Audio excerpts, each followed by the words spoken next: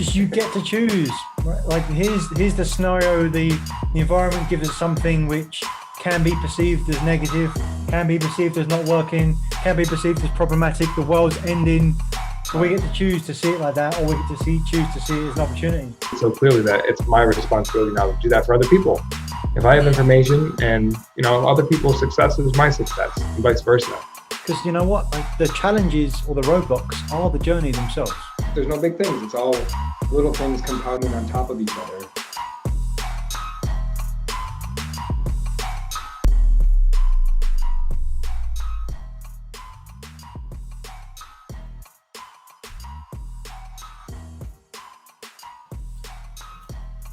Coach Nick, what's the good word?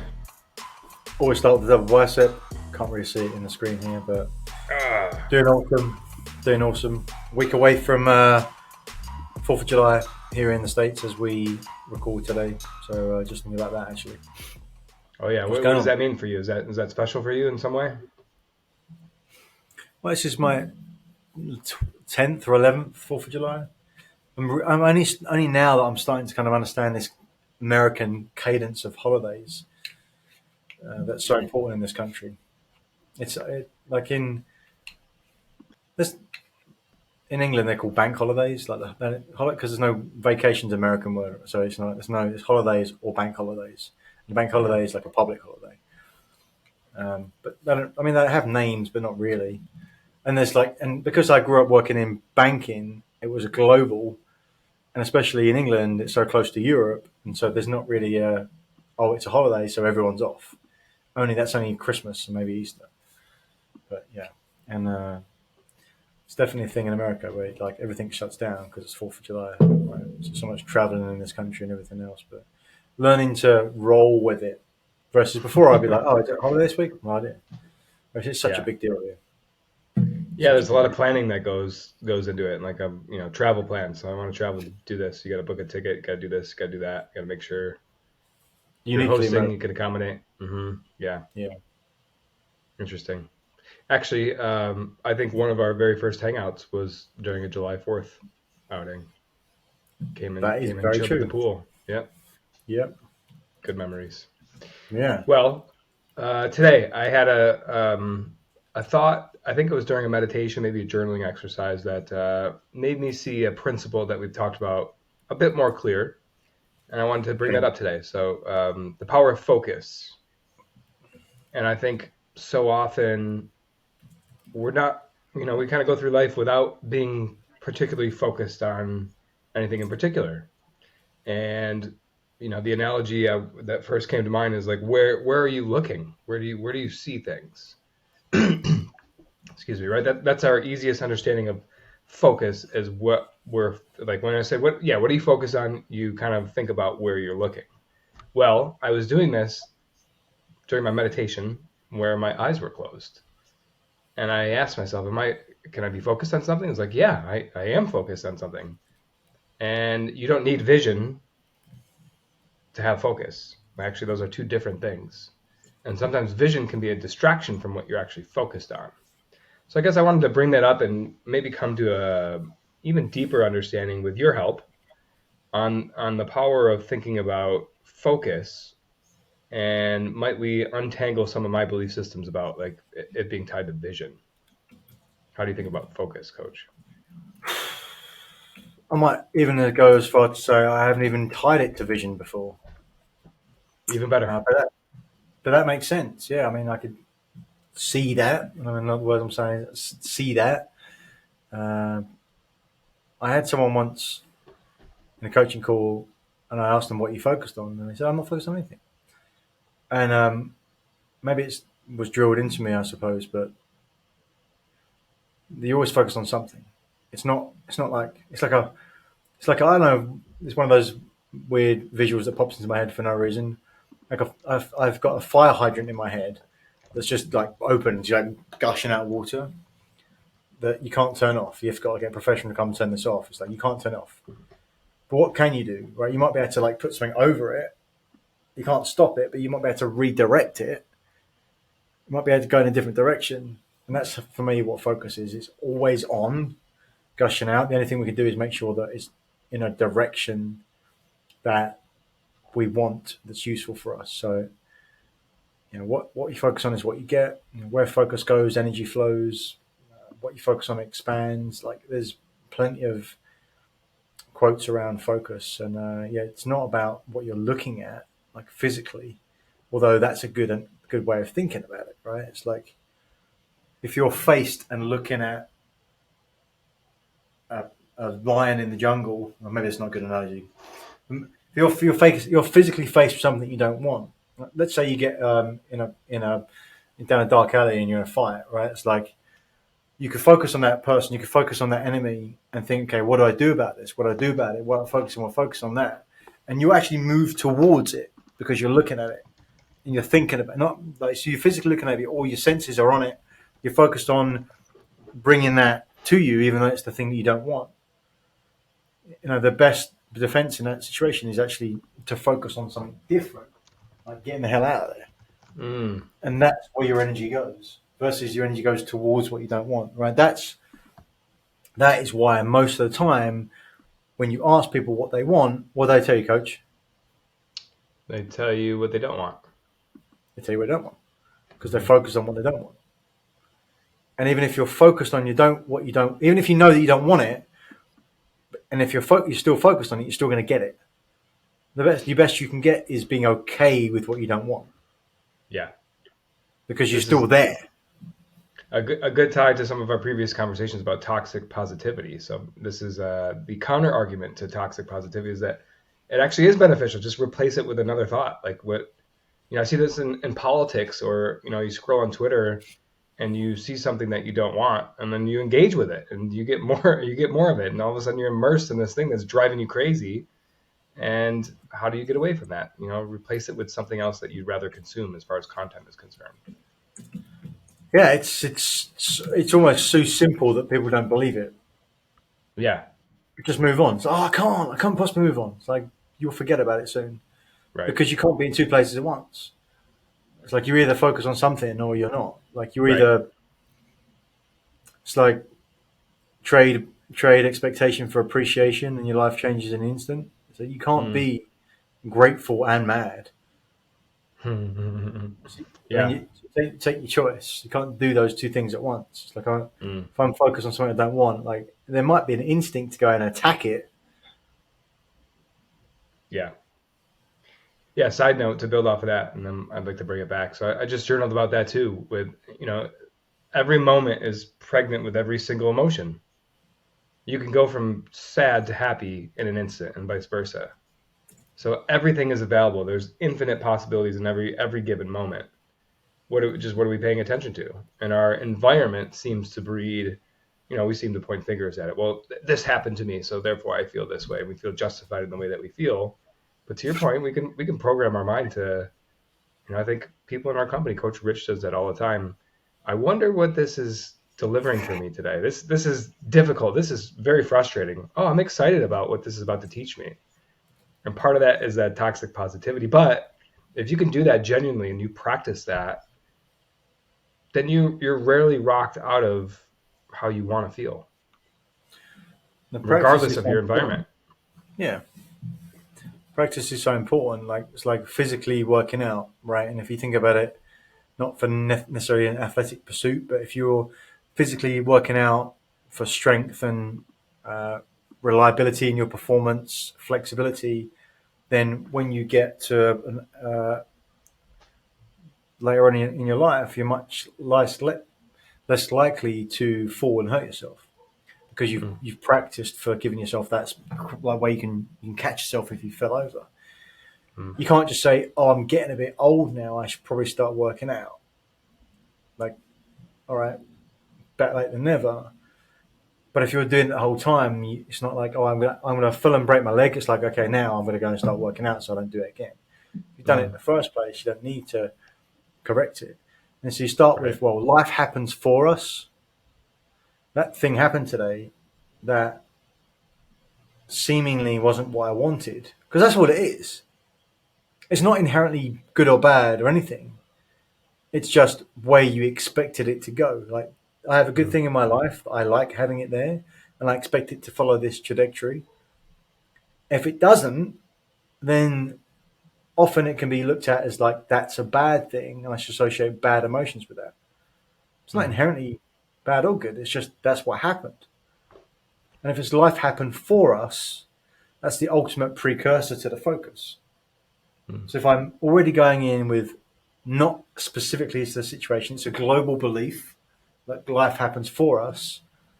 In the specific specific beliefs, I'm more likely to look at that and go, oh, and now I see this opportunity specifically because of that. Bingo. Yeah. And a lot of it's programming, right? It's how we've been conditioned up until Yeah. this point.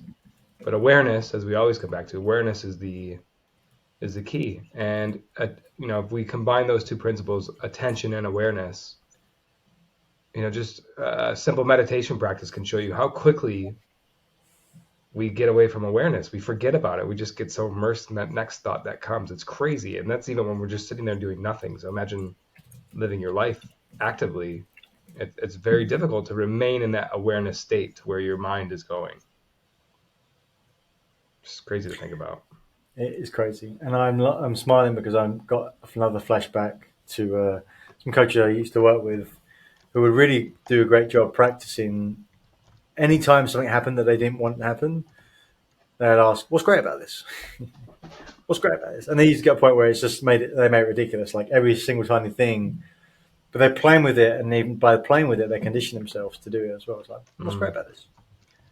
It's like it's like getting out of the car and like dropping your wallet and the keys and on the phone. It's like on the floor. It's like, oh, what's great about this? If you practice that, like you might say nothing. Like the original, like the first instinct is like nothing. It's just a ridiculous thing that's just like annoying in that moment. It's gone in a second. But it's not about that. It's about everything else that's after it, right? And then so you react in that way, and you go, it's the worst thing. And you walk into your house, and then there's something else in your house which is just a little bit off. That annoys you, and then like you're on a pathway to a person you don't want to be. You sit there for a second and just go, like, what's great about my keys in my wallet? My phone just like fell on the floor. What's great about it is that my phone didn't break. That's great. What's great about it is it hasn't been raining out. What's great about it is that I wasn't parked over a drain. Like, what's great about it is that now I get to bend down and stretch my hamstrings. like that's four things that are great things that just happened that you didn't expect to happen. Not And to mention, laughable, right? Yeah, but not to mention the ones that are still coming that haven't developed yet because you went through that situation. Usually the next thing leads to something else greater too. So exactly. It's directional. And then you walk into the house, you're like, wow, four great things just happened to me. Yeah, That was awesome. And you walk in, you got a smile on your face, and the people that are in your house go, oh, that's good. And they might have just been feeling a little bit like, and they see that and it changes. And that changes and it changes. Next conversation, you go down the road like that, and then the whole evening is different. Or the whole day is different. Yeah. What you focus on is what you get.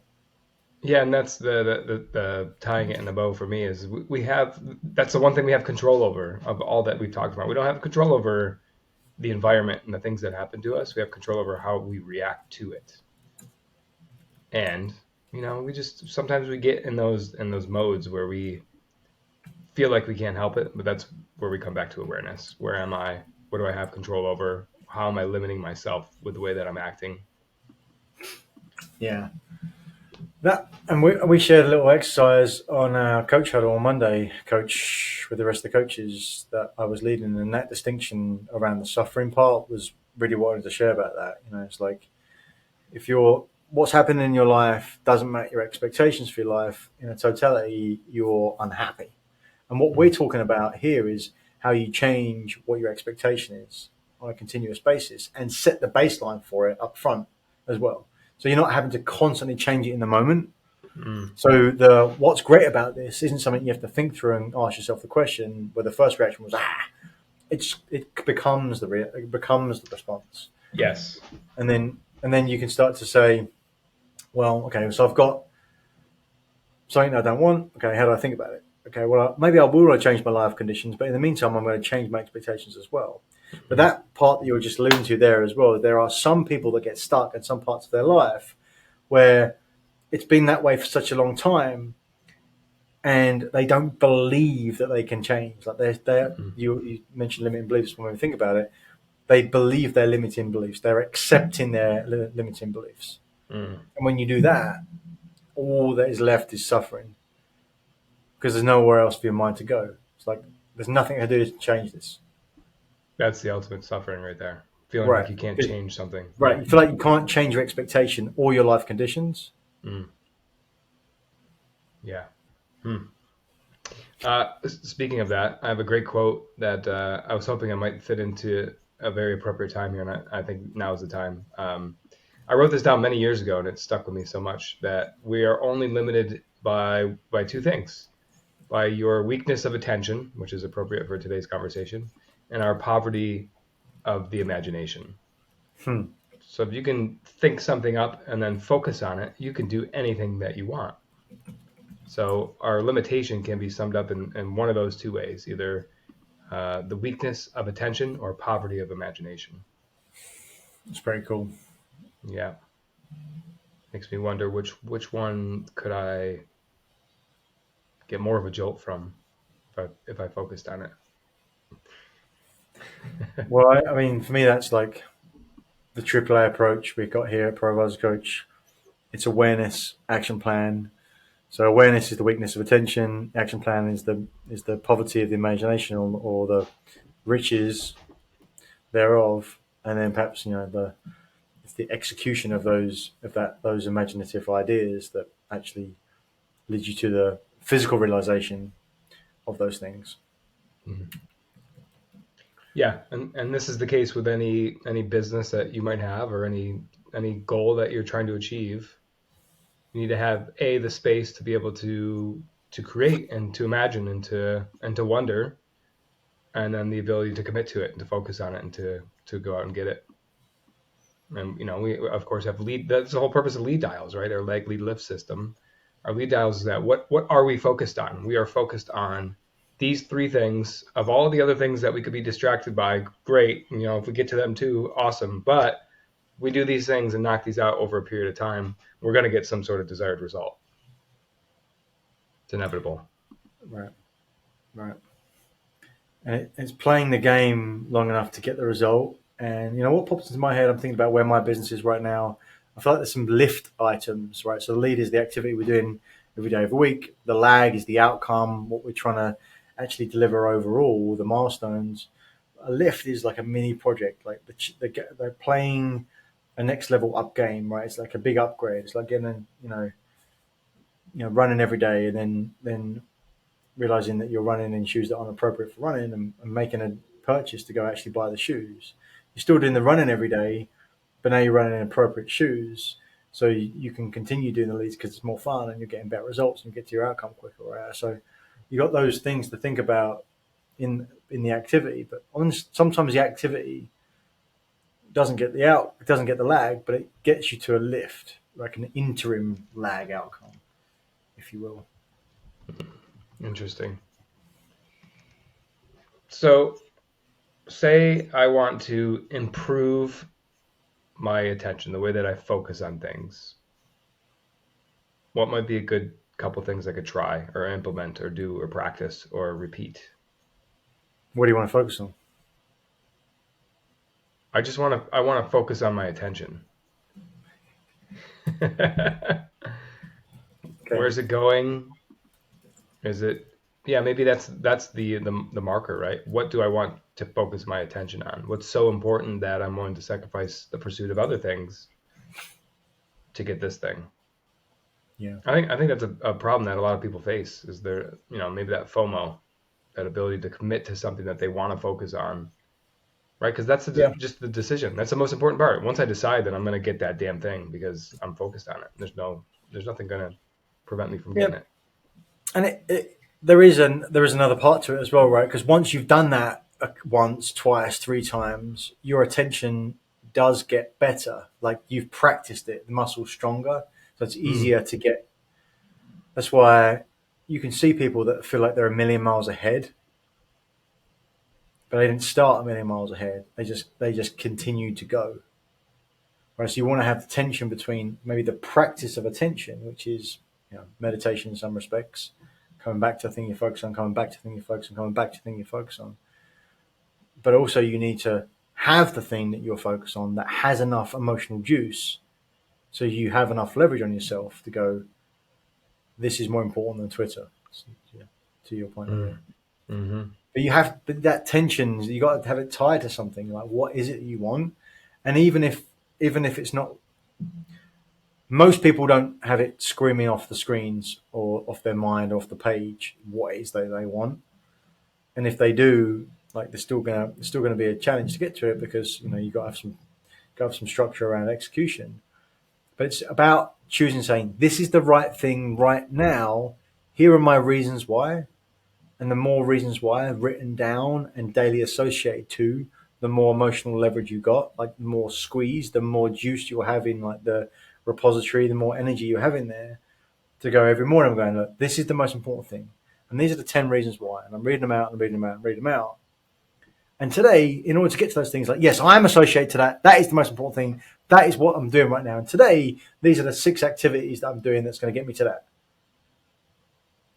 And then on top of that, you can have some other things where you can say, okay, I've got reminders, I've got it in my calendar, is it booked, am I protecting my time? Yeah, all that stuff is like ancillary, and it's important and it adds juice to it. But if you haven't got enough emotional juice, enough reasons why to get to your outcome, then you're going to succumb to some of those distractions. And even if your attention strength, your focus on your attention strength is strong enough to get you to that particular outcome, somewhere along the line won't be enough if you're not training it. Walk into a gym, you're 6'5", 250 pounds, you've never worked out in your life. If you start doing deadlifts, you're going to be able to most probably deadlift more than a 120-pound guy that walked in there that's never worked out in his life.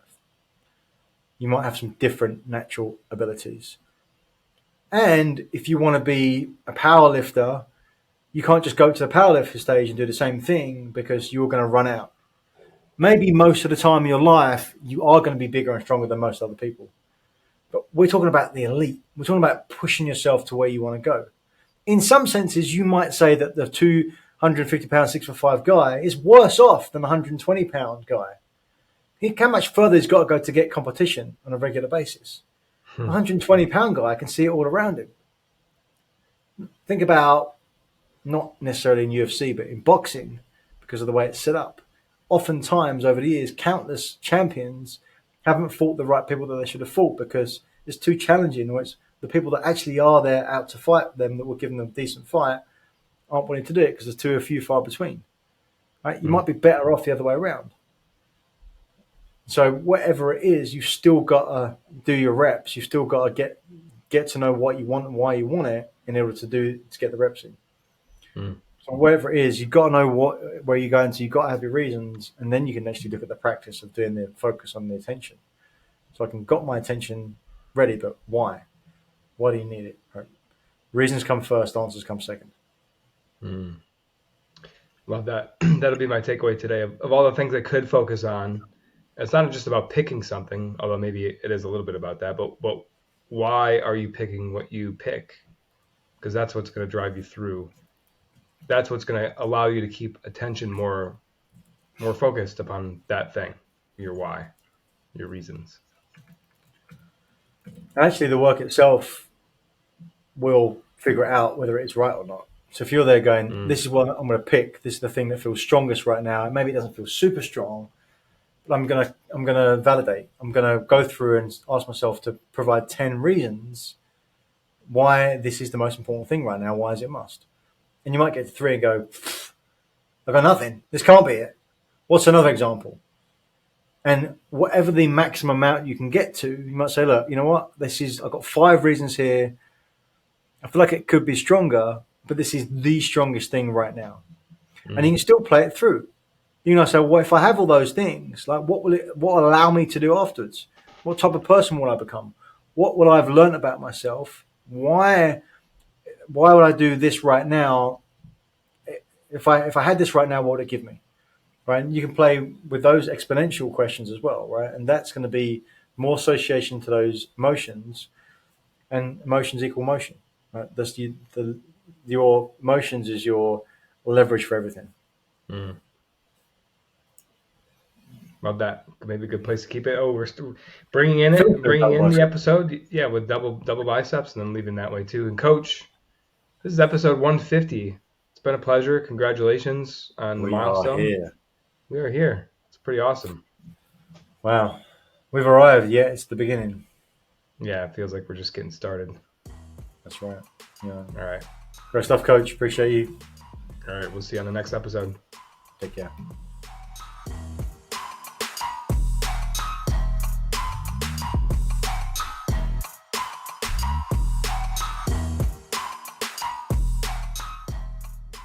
Thank you for watching another episode of Truth Seekers. We appreciate your interaction, so please comment, like, subscribe to YouTube, Apple Podcasts, or Spotify, wherever you get your podcasts. And if you want more, check out some of our links to our masterclass, The Achiever's Mindset, and come join our LinkedIn group. And what do you want to see more of? Remember, we're here to share the simple secrets of successful.